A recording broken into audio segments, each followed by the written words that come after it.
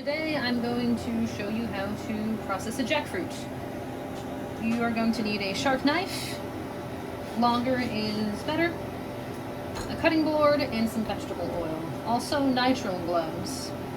The jackfruit has latex in the stem and the skin, so it will get on your knife, on your hands, and on your cutting board. That is why we use the vegetable oil to coat everything with. So just a little bit of vegetable oil in the hands, on the blade of your knife, and on your cutting board or work surface will do the trick.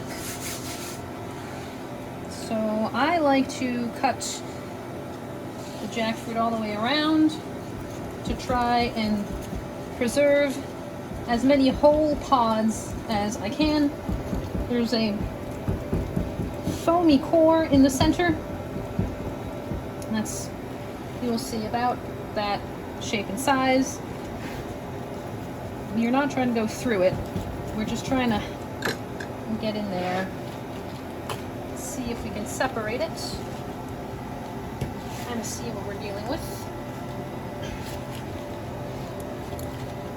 So now that I can see the core, I'm going to take my knife again and just slowly, there we go, separate and keep cutting as many times as I need to in order to make it through this core without damaging too many of the pods. We are going to save the seeds.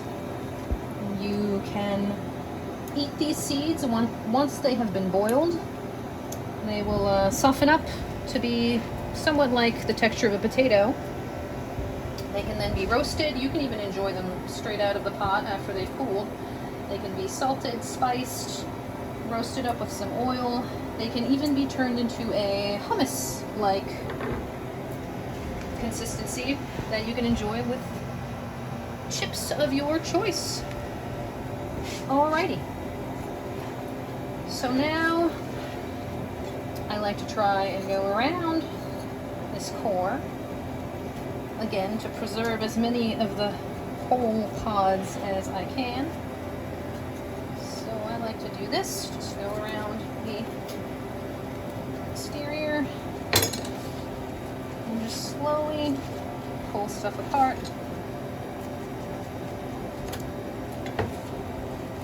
If you ever do purchase a jackfruit from us and you want to process it, I would set aside a good 45 minutes. It is a process, but trust me, it is well worth it.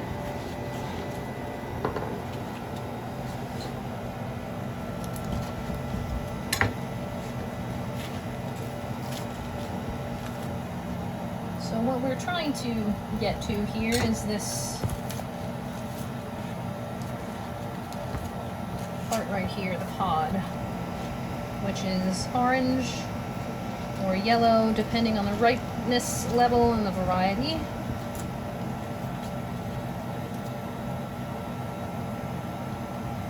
So here's a pod. We're going to remove these little fibery strands here that hold it in place and attached to all of its other little buddies. There's a seed in here, so we like to just cut the bottom off, pop the seed out, and keep our pods pretty intact for freeze drying purposes. There will be a little skin in there that is really the skin of the seed, so you want to remove that as well. And there you have it. Your pod, your seed, both of these things can be consumed. This obviously can be enjoyed raw. It's very yummy frozen, and it's very yummy freeze-dried as well. So we're just going to keep going around, cutting pieces, making it easier for us to handle and pick apart.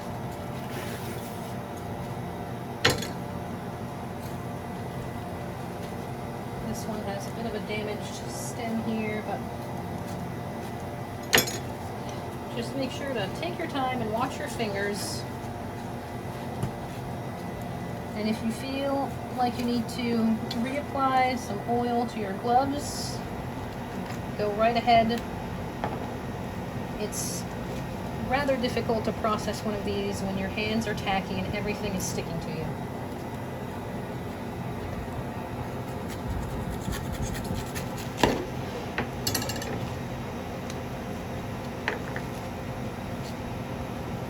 We have another pod here. We're going to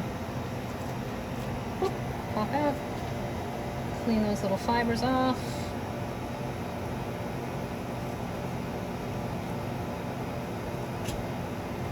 And there you have it. Another pod that is ready to be frozen once we remove this little skin. There you are. So here we have a couple jackfruit, just to give you kind of like information on cutting one up and choosing one. This one that's darker and has that softer kind of squeeze to it. You can see my fingers kind of push into it, as opposed to this one. Ow, I push it, ow. Okay, so I won't do that anymore.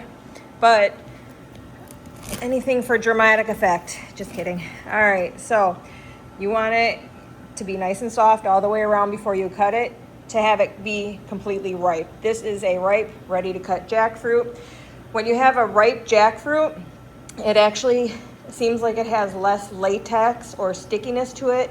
It's a lot easier to cut open. Even if you get like a flat spot that looks like it's really going bad, it actually, if you cut that away and you taste it, it is the sweetest, muskiest part of it.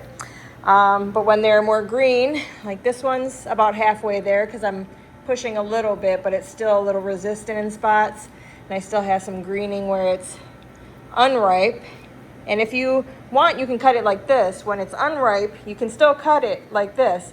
However, what's going to happen is you're going to have to coat your hands, your knife, your cutting board, or your gloves preferably, with oil. So a little olive oil on everything to help the latex from sticking to everything as you're cutting into it and cleaning it and prepping it.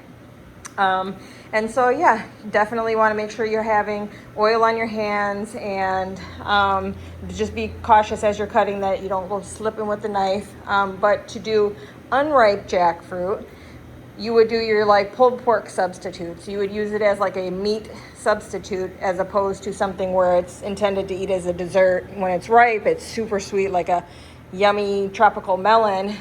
You can even take the pods, and if they're a full pod, when you pull them out, I like to fill those with yogurt, and you can mix your yogurt with even other fruits. But when you have yogurt inside of the jackfruit and you put it in the freezer, when you pull it out and let it thaw for like a minute, you can have this ready to eat popsicle that tastes like a tropical dreamsicle. They are amazing. So definitely try that. But that's the difference between ripe jackfruit, unripe jackfruit. Ripe, unripe. Ripe, unripe. Right. Have a good day, y'all.